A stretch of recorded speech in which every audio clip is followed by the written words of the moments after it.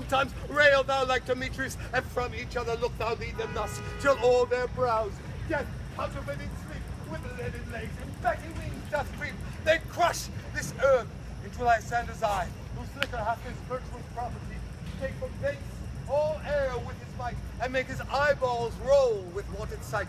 When they next wake, all this derision shall seem a dream and fruitless vision, and back to Athens shall the lovers wend, with leading fate to death shall never end. Whilst I in this affair to thee employ, unto my queen, and beg her Indian boy, and then I will her charm and I release from monsters' view, and all things shall be peace. Very Lord, this must be done with haste, for night swift dragons have the clouds full fast, and yonder shines Aurora's harbinger, at whose approach ghosts, wandering here and there, troop on the churchyard. Damn spirits all that in crossways and floods have burial, already to their wormy beds have gone, for fear lest suns should look their shames upon, they willfully themselves exile from the light, and must for right consult with black-browed night. But we are spirits of another sort. I with the morning's love have often made sport, and like a forester, the groves they tread, even to the eastern gate, all fiery red, opening on Neptune with fair blessed beams, turns into yellow gold, his salt green streams, but notwithstanding. Haste! Make no delay, we may effect this business yet ere day. Up and down, I will lead them up and down. I am feared in field and town. Goblin, lead them up and down. Here comes one. Where art thou, proud Demetrius? Speak thou now. Here, villain, drawn and ready. Where art thou? I will be with thee straight. Follow me then to play the ground. My Sanders. Speak again, thou runaway, thou coward. Art thou fled? Where dost thou hide? Speak. In some bush? Where dost thou hide thy head? Thou coward, art thou bragging to the stars, telling the bushes that thou lookst for wars that will not come? Come, recreant, come, child, or with thee with the rod. He is the file that draws a sword on thee. Oh, yea, art thou there? Come hither, follow my voice. Voice. We'll try no manhood here. He goes before me and still dares me on. When I come where he calls it, he is gone. The villain is much lighter heeled than I. I followed fast, but faster he did fly. That fallen am I in dark, uneven way, and here will rest me. Come, thou gentle day, for if but once thou show me thy grey light, I'll find Demetrius and revenge this fight. Coward, why comest thou not? Abide me if thou darest, for well I wot thou runn'st before me, shifting every pace, and darest not stand nor look me in the face. Where art thou now? Come hither, I am here. Oh, nay, then thou mockst me. Thou shalt buy this deer, if ever I thy face by daylight see. Now, go thy way. Faintness constraineth me to measure out my length on this full bed. By day's approach, look to be visited. Oh, weary night, a long and tedious night, abate thy hour. Shine comforts from the east, that I may back to Athens by daylight. From these that my poor company detest, and sleep, that sometimes shuts of sorrow's eyes, steal me a while from mine own company. Step of three, come one more. Two of both kinds make a four. Here she comes, cursed and sad. Cupid is a knavish lad, thus to make poor females mad. Near to her close and consecrated bower, while she was in her dull and sleeping hour, a group of patches, rude and mechanical, that work for bread upon Athenian soul, were met together to rehearse a play, intended for great feast this his nuptial day. The shallowest thickskin of that barren sort, who pyramids presented in their sport, forsook his scene and entered in a break, when I gave him a disadvantage take and asked his nose I fixed upon his head. Anon his Thisbe must re-answer, and forth my mimic comes, when they him espy, as wild geese of the creeping fowler eye, or russet painted colts, many in sort, rising and calling at the gun's report, stammer themselves and madly sweep the sky. So at his sight away his fellows fly, and at our stab here o'er and o'er one falls. He murder cries and help from Athens calls. Their senses thus weak, now lost with their fears thus strong, and senseless things begin to do them wrong. For briars and thorns of their apparel snatch, some sleeves, some hats, from the others all things catch. I led them on this distracted fear, and left three pyramids translated there. When, in that moment, so it came to pass, Titania awaked, and straightway loved, and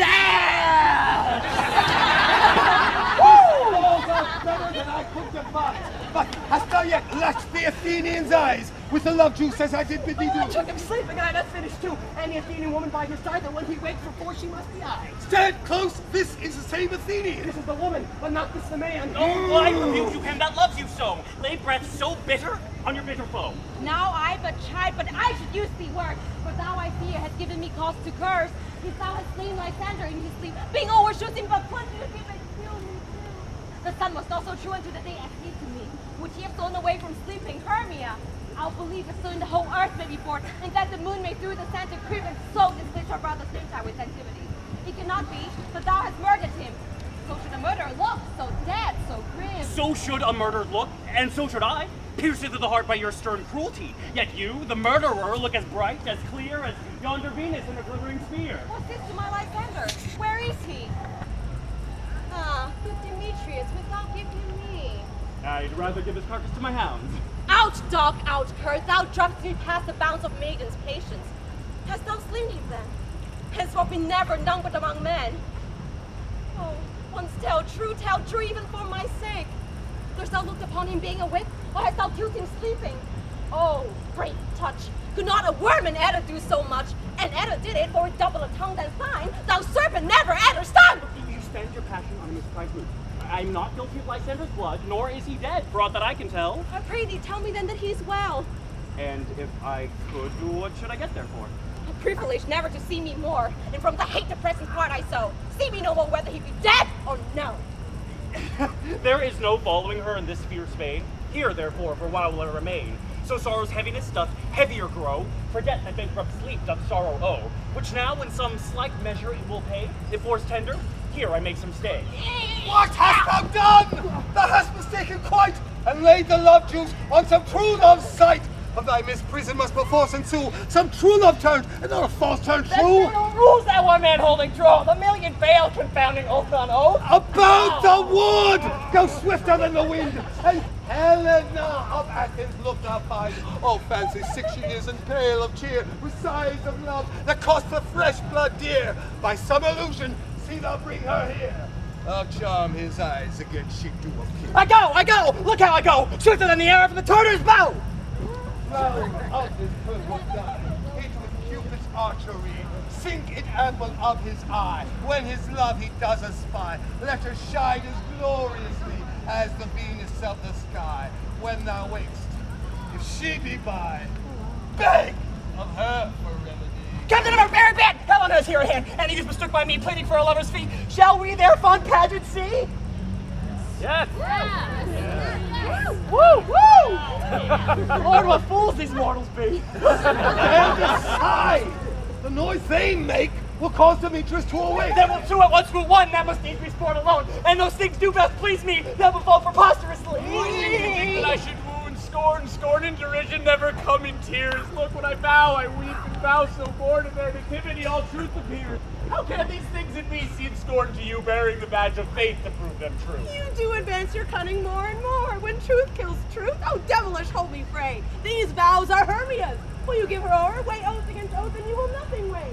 Your vows to her and me, put in two scales, will even weigh, and both as light as tails. I had no judgment when to her I swore. There were none in my mind, now you give her o'er. Demetrius loves her and he loves not you. Oh, Helena, goddess, nymph, perfect, divine. To what my love shall I compare thine eye? Crystal, though it's muddy, how brightly shows thy lips rose, kissing cherries, tempting grow, thy pure congealed white, high toward snow. Look where thy love comes, yonder is thy dear. Dark night of the iron function takes the ear, more break of apprehension makes, where in the dark you hear the sea sense, pays the ear in double recompense. Thou art not by mine high Lysander found, mine ear, I thank thee brought me to thy sound, but why unkindly didst thou leave me so? Why should he stay whom love doth press to go? What love could press Lysander from my side? Lysander's love that would not let him bide, fair Helena, who more in gilds the night than all you fiery O's and eyes of light. Why seek'st thou me? Could not this make thee know the hate I bear thee made me leave thee so? You speak not as you think, it cannot be. Lo, she is one of this confederacy. Now I perceive they have conjoined all three to fashion this false sport in spite of me. Injurious Hermia, most ungrateful maid, have you conspired? Have you contrived to bait me with this foul derision? Is all the counsel that we two have shared, the sisters' vows, the hours we had spent weeks to days before the time of parting us? Oh, is all forgot? All school days, friendship, childhood, innocence. We, Hermia, like two artificial gods, have with our needles both created one flower, both on one sampler, sitting on one cushion, both warbling of one song, both in one key, as if our hands, our sides, voices, and minds have been incorporate. So we grew together.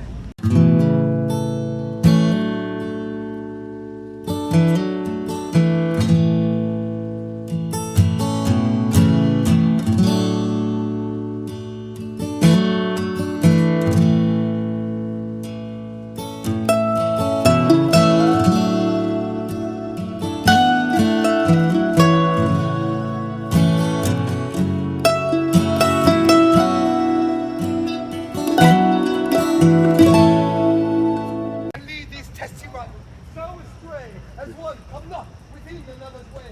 Like to Lysander, sometimes frame thy tongue, then stir Demetrius up with bitter wrong, and sometimes rail thou like Demetrius, and from each other look thou thee them thus, till all their brows death counterfeiting sleep, with leaden legs and baggy wings doth creep. They crush this earth into Lysander's eye, whose liquor hath this virtuous property, take from thence all air with his might, and make his eyeballs roll with wonted sight.